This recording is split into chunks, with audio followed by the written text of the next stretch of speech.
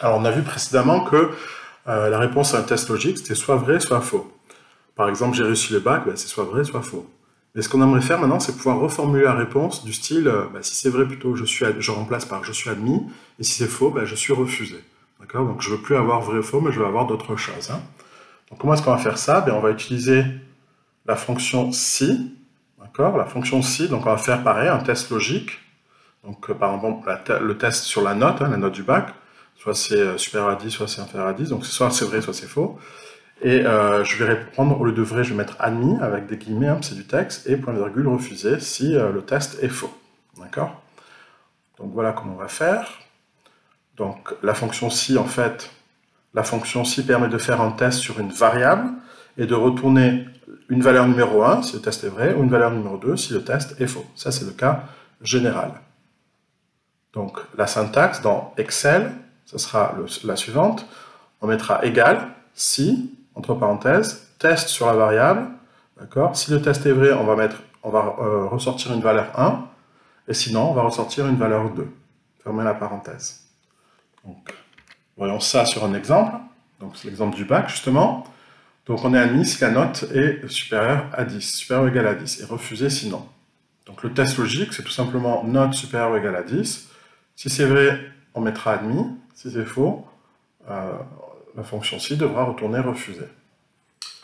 Donc on va écrire ceci, dans la case ici, là, la case C1, ici on mettra égal si, donc la variable c'est B2, donc B c'est la note, donc est-ce que la note est supérieure ou égale à 10? Donc si c'est vrai, point virgule, on met admis avec des guillemets, sinon on mettra refusé. Donc là on voit par exemple 12, on est admis, 9, on est refusé.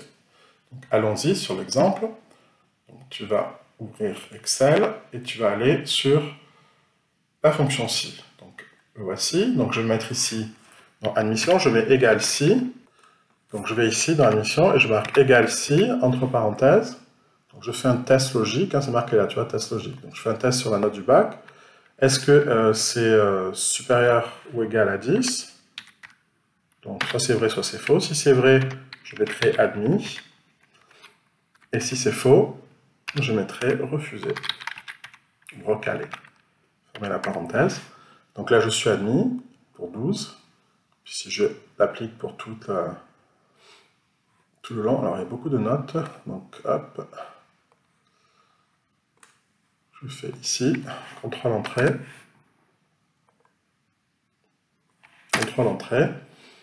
Et du coup, tu vois, j'ai refusé, refusé, admis,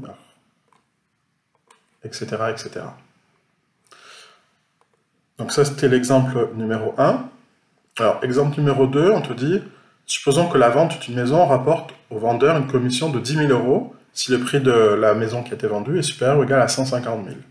Par contre, la commission ne sera plus que de 5 000 € ben, si ce n'est pas le cas. Ok, donc, comment on va résoudre ce problème? Donc là, on va mettre à l'intérieur de l'encadré, on va mettre si. Si quoi? Bien, si la vente est supérieure ou égale à 150 000, on mettra vrai, donc si c'est vrai, on aura une commission de 10 000 €, si c'est faux, on aura une commission de 5 000. Donc allons-y, dans l'exemple sur Excel. Donc je vais ici, exemple 2. Donc je mets égal, si quoi? Si le prix de vente est supérieur ou égal à 150 000, point virgule, j'ai une commission de 10 000 €. J'ai une commission de 10 000 €.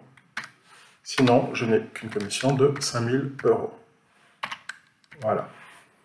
Donc là, j'ai une commission de 5 000. Pourquoi? Parce que ma vente, elle n'est pas supérieure à 150 000, hein, tout simplement. Donc pareil, je descends, hop, je vais dans la barre de formule, contrôle entrée. Et là, par exemple, j'ai une commission de 10 000 parce que la vente, elle est bien supérieure à 150 000.